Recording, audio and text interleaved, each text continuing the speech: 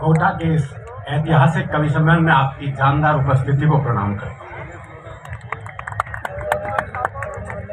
बहुत दिनों बाद इतनी भीड़ एक साथ देख रहे हैं। 3 साल तक कोरोना नहीं देखने नहीं दिया कुछ और 1 साल से वो अंबानी के छोरे का ब्याह ही खत्म नहीं हो रहा। ये इसलिए बुल रहे हैं कि इनको नहीं बुलाया। मुझे ही बुला लेते तो क्या होता। शिव जी के ब्याह के बाद ये दूसरा ऐसा ब्याह था जिसमें भूत प्रेत पिशाच चुड़ैल देवी देवता सारे शामिल हैं।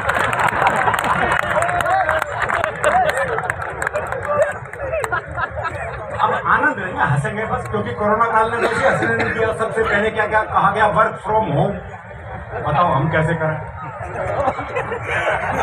तो मैंने वर्क फ्रॉम होम के तहत घर पर ही कविता सुनाई। ना कोई हंसा, ना किसी ने ताली बजाई और ना ही कोई पेमेंट जेब में आई।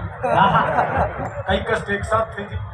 फिर मैंने अपनी दूसरी जेब से पैसे निकाल के खुद को पेमेंट दी। इस तरह वर्क फ्रॉम होम की औपचारिकता पूरी हुई। और मेरी इस कविता का शशिकांत पूरे विश्व में पढ़ा। आप देख लो, रूस और यूक्रेन के युद्ध में अमेरिका और वर्क फ्रॉम होम कर रहे हैं। अच्छा, एक वो लॉकडाउन की स्थिति बहुत भयानक थी। महीने पहले लॉकडाउन हुआ, 3 महीने बाद लॉकडाउन हुआ। वो सबसे बुरा समय था। आप बाहर कहीं जा नहीं सकते। पत्नी मेरा चेहरा देखे, मैं पत्नी। इससे बुरा समय हो नहीं सकता।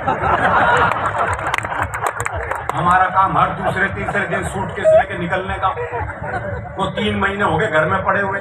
मैं अखबार पढ़ रहा, पत्नी इधर से उधर घूम रही और बड़बड़ा रही। बोले पता नहीं ये बीमारी कब जाएगी। नहीं पता नहीं लग रहा था, मुझे कह रही है कोरोना को कहती।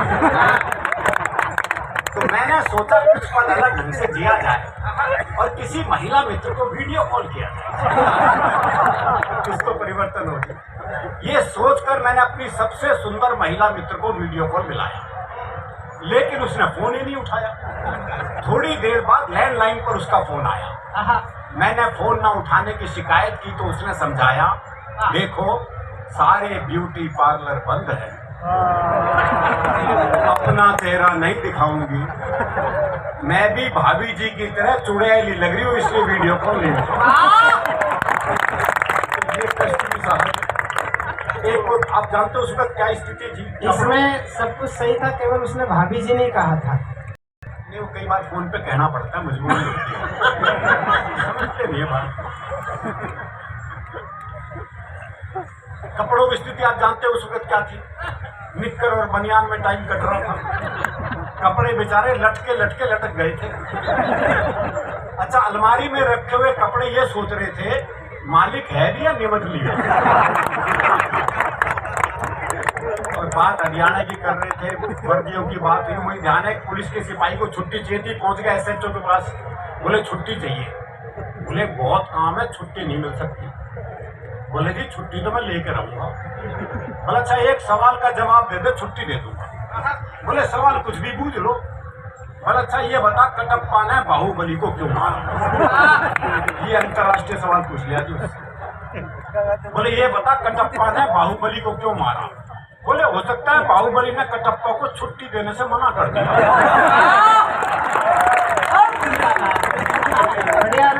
वो एक और को छुट्टी दे दी। पहुंच गए SHO के पास, बोले छुट्टी चाहिए। बोले किस लिए चाहिए। बोले जी मेरी शादी है। अब इसमें तो कौन मना करे। बोले अच्छा कितने दिन की चाहिए। तो लुगाई देखने के बाद पता चलेगा। तो ये हास्य है हरियाणा में, ये हमारे यहाँ बचपन से किया। तो बेटी बचाओ बेटी पढ़ाओ, बेटी की बहुत बात चल रही है। और दिल्ली के कुछ स्कूलों में तो गुरुजी क्लास में आते हैं, बोले क्लास में जितनी लड़कियां उन्हें अपनी बहन मानो, क्लास में जितनी लड़कियां उन्हें अपनी बहन मानो। वो एक हरियाणा का था, बोले मैं तो ना मान लूं। बोले क्यों भाई, तू क्यों नहीं मानने का। बोले इतने भात कौन भरेगा। देखो बात उसकी जायज है। जब वो इतनी दूर का भविष्य जानता है, निकट का तो जानता ही है। वो क्लास में टीचर ने कर दिया, बोले मैंने तुझे थप्पड़ मारा, इसका भविष्य काल बता। बच्चा बोला तेरी साइकिल में पंचर मिलेगा। वो क्लास में टीचर ने सवाल कर दिया, बोले मान लो तुम्हारे पास 10 लड्डू हैं। बोले कैसे मान लूं, तो है ही नहीं। बोले मान लो गणित में माना जाता है। बोले माना जाता तो मान लिया। बोले 2 लड्डू किसी ने ले लिए। बोले पहले तो ही बता किसने ले लिए। अरे बोले मान लो ना किसी ने ले लिए। बोला अच्छा मान लिया, तो कितने बचे? बच्चा बोला जी 20। बोले ये कौन सा गणित है? बोले गणित में तेरी माननी जाएगी बस, हमारी भी मान ले। एक बच्चा 3 दिन तक स्कूल नहीं आया, चौथे दिन स्कूल पहुंचा तो मास्टर ने पूछा, बोले भाई 3 दिन से आया क्यों नहीं? बोला जी हमारी भैंस ने काटड़ा दिया है। काटड़ा समझते हैं ना, जैसे गाय का बछड़ा होता है ऐसी भैंस का काटड़ा होता है, भैंस का छोरा।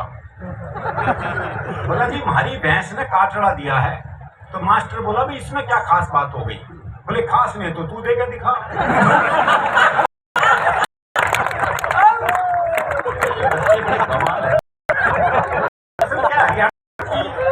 बहुत सहज रहता है, बहुत फुर्सत में रहता है, इसलिए हास्य रस में रहता है। वो एक ने रिक्शा वाले को आवाज दी, बोले खाली है? बोले हाँ। बोले आप फिर ताश खेलते हैं। तो इतनी फुर्सत जरूरी है। वो एक ने रिक्शे वाले से कहा, बोले स्टेशन चलेगा? बोले हाँ। बोले कितने पैसे? बोले 25 रुपए। बोले ये तो रहा स्टेशन। अच्छा मैं पैसे कम कराने होते हैं जगह को पास बुला ले। बोले ये तो रहा स्टेशन। रिक्शे वाला बोला हाथ नीचे कर ले वरना रेल के नीचे आ जाएगा। वो एक पहुंच गया हलवाई की दुकान में, भाई ने छिप के जलेबी खाई। जलेबी बहुत लोकप्रिय आजकल। भारी मन से कहा होगा अरुण जी आपने ये बात? भारी मन से कहा, वो वहाँ की जलेबी खाई है ना, कितनी भारी हो गए। वो जलेबी नहीं जलेबा हुआ है, इतना खाया नहीं भाई। हाँ हरियाणा में तो फैक्ट्री लग गई है, लगेगी अभी तो देखते जाओ क्या क्या लगेगा। भाई ने चिक्के जलेबी खाई भरपेट। जब पैसे देने का नंबर है, भाई ने जेब झाड़ दी, बोले पैसे तो नहीं है। अब दुकानदार दुकान से बाहर निकला, 15-20 मिनट तबीयत से धुना पीटा उसे। जब खुद थक गया पीट पीट के, तो वापस दुकान में चला गया। अच्छा वो भी कपड़े झाड़ के खड़ा हो गया है। बोले अब क्यों खड़ा है? जा। बोले इसी भाव 1 किलो और दे दे। मस्ती अपने भीतर रखनी बहुत जरूरी है। आज क्या बढ़िया टीम आपने बुलाई है। श्रृंगार के लिए सिर्फ अनामिका अंबर ही है, और वो भी आजकल राम जी के भजन ज्यादा गाती है। तो श्रृंगार तो कहाँ सुनने को मिल जाए तो बड़ा सौभाग्य होगा। बाकी उससे तो उम्मीद नहीं है, और मेरे से इसलिए नहीं है कि मैं तो हरियाणा का हूँ। हरियाणा में तो प्यार जो है वो ब्याह के बाद ही होता है। ब्याह से पहले प्यार कर ले तो हम तो पेड़ पे ही लटके मिलते हैं। तो हमारा प्रेम बिल्कुल अलग है, लेकिन हमारे यहाँ प्रेम में भोलापन बहुत है। वो प्रेमी ने प्रेमिका से कहा अगर तू मेरी नहीं हुई ना तो मैं तुझे किसी की नहीं होने दूं। बोले अच्छा तेरे हो जाऊंगी तो सबकी होने देगा। ये भोलापन है जी। वो एक मेले में 2 बचपन के दोस्त मिले, दोनों बौखलाए हुए। बोले कैसे बौखला रहा है? बोले यार मेरी लुगाई खो गई सो ढूंढ रहा हूँ। बोले तू? बोले यार मेरी भी खो गई, मैं भी ढूंढ रहा हूँ। बोले तेरी लुगाई कैसी थी? बोले यार 5 फुट 4 इंच उसका कद, गहरा बदन, गोरा रंग, गुलाब जैसे होंठ, बहुत ही सुंदर थी। तेरी कैसी थी? है बोला मेरी न छोड़िया तेरी ढूंढते।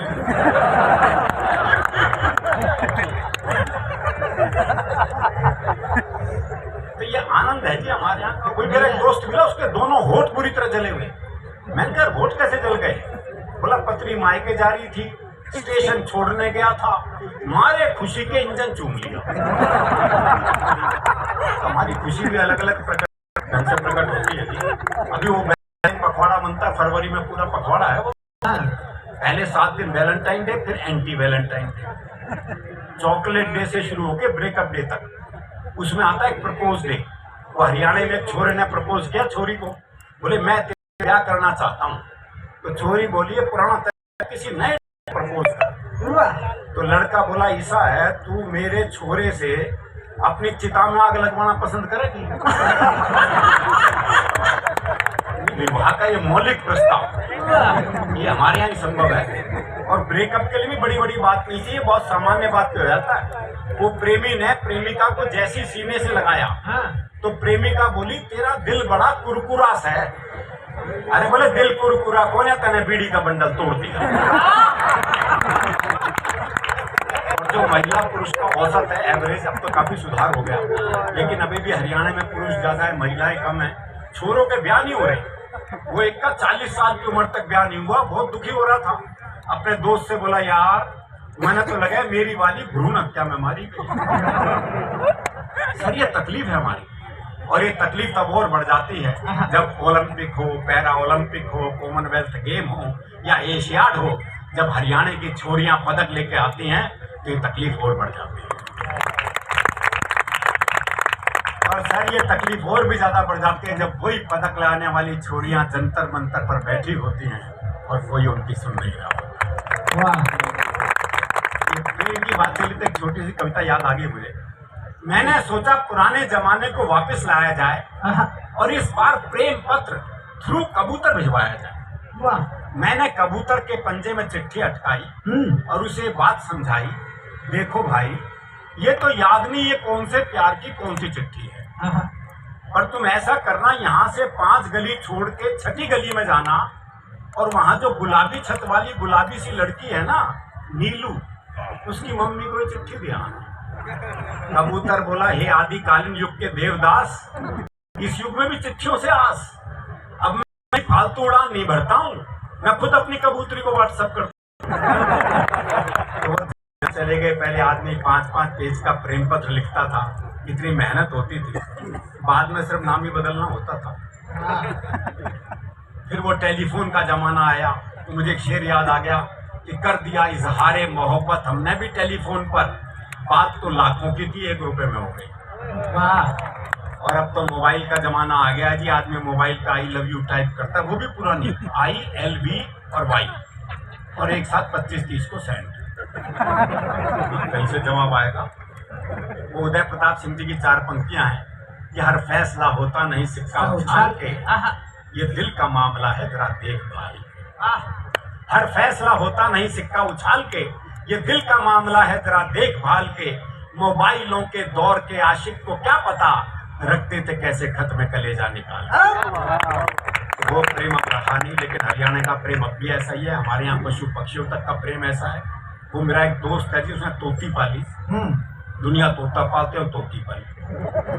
3 दिन के लिए से कहीं बाहर जाना था, बोले यार क्या करूं, कौन दाना पानी देगा, बड़ा चिंतित हूँ। मैंने कहा मेरे घर छोड़ जा, 2 तोते हैं, उन्हें दाना पानी देता हूँ, इसे भी दे दूंगा। बोला भाई तेरे 2 तोतों के बीच में अपनी तोती छोड़ दूंगा। मैंने कहा नहीं यार, मेरे तोते बड़े धार्मिक हैं, तो खुद देख ले आके। अच्छा, उसने देखा बकायदा गीता के श्लोक पढ़ रहा, एक कुरान की आयतें पढ़ रहा, बोले बड़े धार्मिक है, तो खतरा नहीं है। उसने तोती छोड़ दी। जैसी तोती पिंजरे में गई तो एक तोते ने दूसरे तोते को कोनी मारी। अरे बोले पूजा पाठ बंद कर, दुआ कबूल हो गई।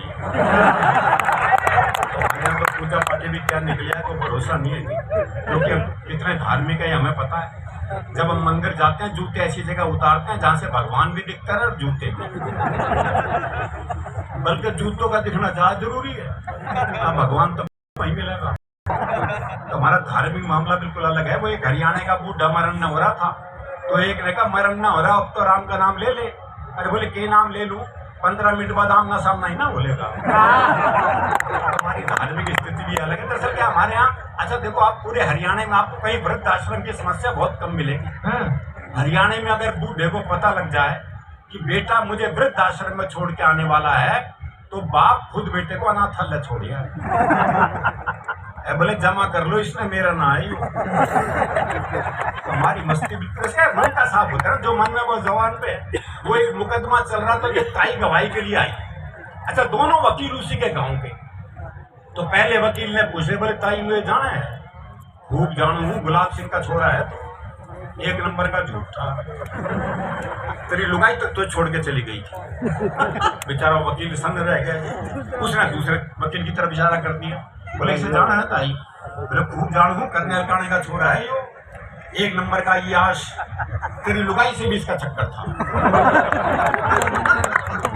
भाई साहब, जज ने कोर्ट स्थगित की, अपने चैम्बर में गया, दोनों वकील बुलाए, बोले खबरदार ताई से मेरे बारे में कुछ पूछ लिया।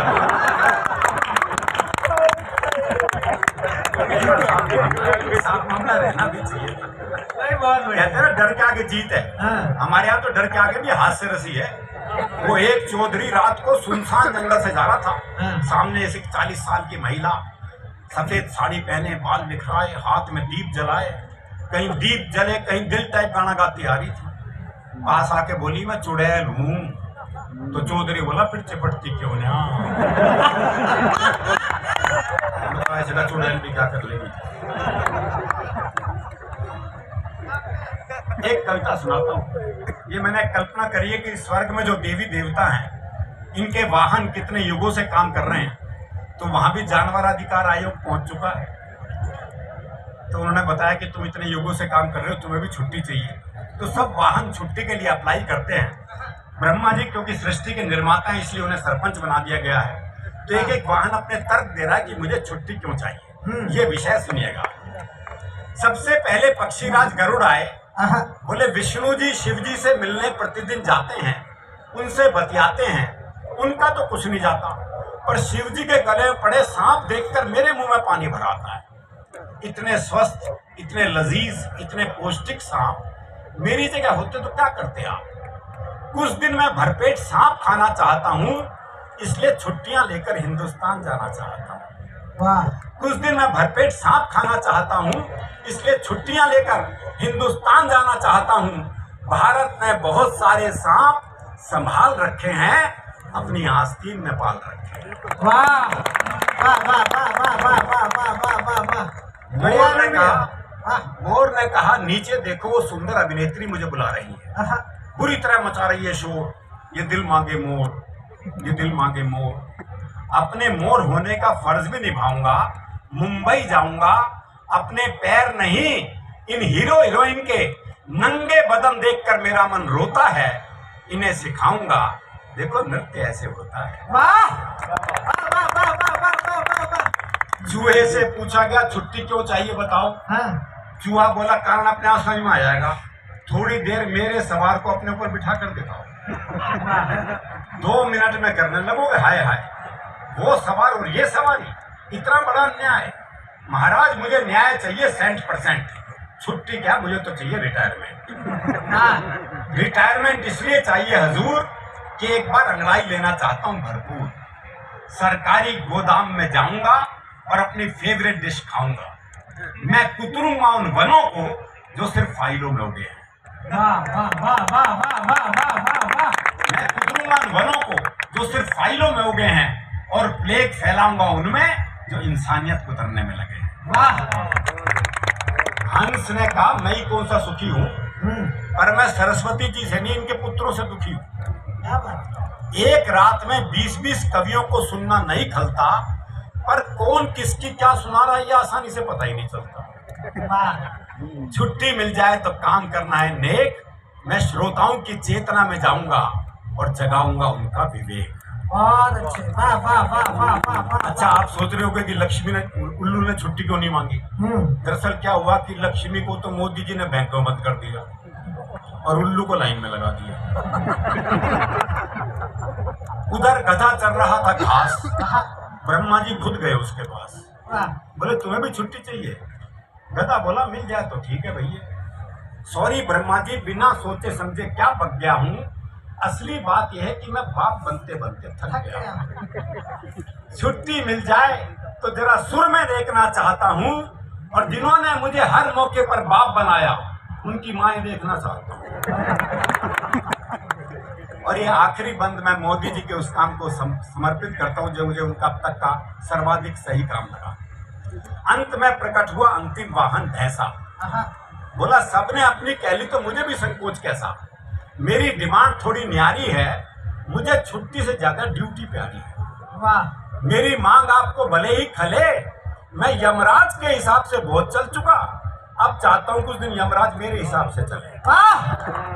और आखिरी 2 पंक्तियां समर्पित करता हूँ। अब चाहता हूँ कुछ दिन यमराज मेरे हिसाब से चले, मैं भ्रष्टाचारियों की जड़ें खोदना चाहता हूँ, और नियंत्रण रेखा पार करके आतंकवादी शिविर रोंदना चाहता हूँ।